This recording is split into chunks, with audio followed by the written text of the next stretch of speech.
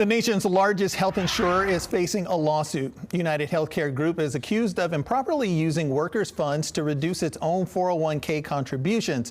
The company denies the claims is just one of a string of lawsuits facing the company. Joining us now, Chief Legal Analyst Khalif Rose. And this is not the first time employees or former employees have sued over contributions, but they say that it's costing people millions right now. They're saying that it's costing millions, and this is, as you mentioned, not the first time folks were looking for a class to be set up with this one. And this is all about funds that should have been, or I should say, the standard or what they're alleging in the lawsuit is that the funds should have been placed in another holding position.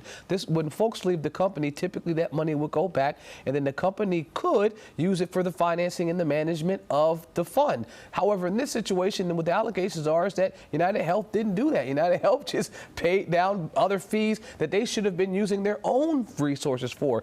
And so it asks a couple questions. A, are you allowed to do that? And B, is this illegal? And I think it's kind of a blurred question. The first thing you ask when you have these type of lawsuits is, what's the industry standard? And if the industry standard is that you should receive the money back from the employees that are no longer there, and then attempt to try to make sure the money for the cost of the fund goes down, then I believe that then UnitedHealth will be found liable and they'll have to pay. Now, I can say that it would make sense that the allegations and the argument that the plaintiffs make is the way that you would want to do it. Why? Because you're a fiduciary over this account. If I have, say, 100 people in the account and 20 people leave, well, those 80 people are still in this account, and I have a fiduciary responsibility to ensure that the costs are lowered to the best of my ability to ensure that I'm making the most profit for the 80 that are remaining.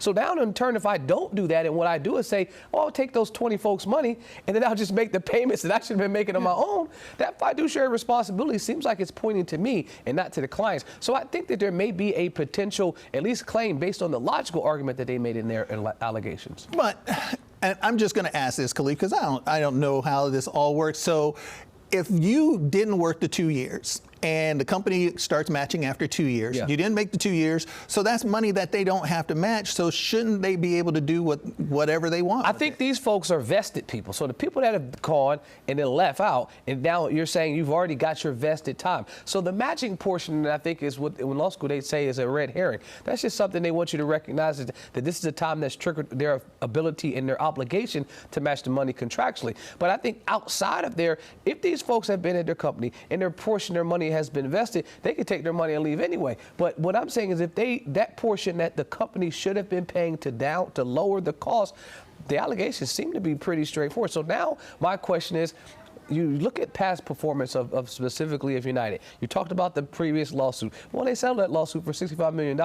Not saying just because you see smoke, there's fire, but if these individuals that are connected to that claim have also some connection to this claim, you think they already know, look, this is the process that they should be following, and now we can recognize that they have it. That's why they're going to bring this claim. And just finally, this lawsuit is brought up by former employees. If somebody is working for United right now, should they be watching this, and should they be looking at their accounts? 100%. They should be looking at not just their pay stubs, but their 401k to make sure that it's being managed. I mean, you see those fees, and if the fees are popping up and you're saying, well, hey, how come there was no fluctuation? They should be telling you about it. And as you mentioned in the beginning, this is not a small company. This is the largest health insurance company in the country. And so those are the folks that they're managing billions of dollars. We're not talking about 100 or 20 people like I mentioned. So this is large sums that you should be seeing a noticeable difference when you're talking about people leaving or coming or going in the company. All right. Chief Legal Analyst Khalif Rose, thank you as always.